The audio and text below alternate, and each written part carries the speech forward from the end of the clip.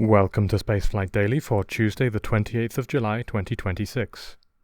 Despite a successful launch, American company Katalyst Space have lost attitude control of their Link spacecraft, which is planning to boost NASA's Neil Gehrels Swift Observatory to a higher orbit so it doesn't burn up in the atmosphere. The reaction wheels and attitude control thrusters appear to both be experiencing malfunctions, and the tumbling motion of the spacecraft is making it difficult to communicate with it. The mission isn't a bust just yet, but even if Katalyst get the spin under control, they still need to replan how they dock with the Swift Observatory while accounting for the malfunctions. The mission has until about October to complete its mission, or Swift will be too low to recover.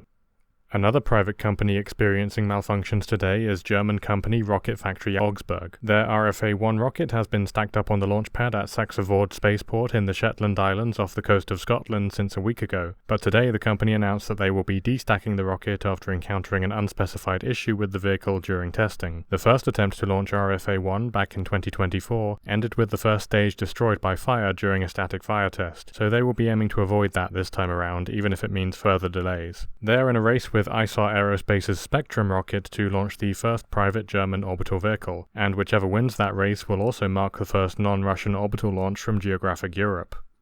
Speaking of Europe, the European Space Agency have opened a call for proposals to repurpose Lunar Link, a communications module that the agency was developing for NASA's now-cancelled Lunar Gateway space station around the Moon. As the technology has already been developed, ESA is interested in turning the module into a standalone communications satellite for helping ground stations to communicate with other Moon missions.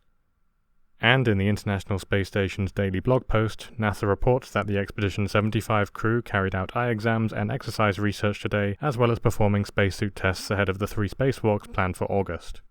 That's all for today. Subscribe for daily spaceflight updates. See you tomorrow.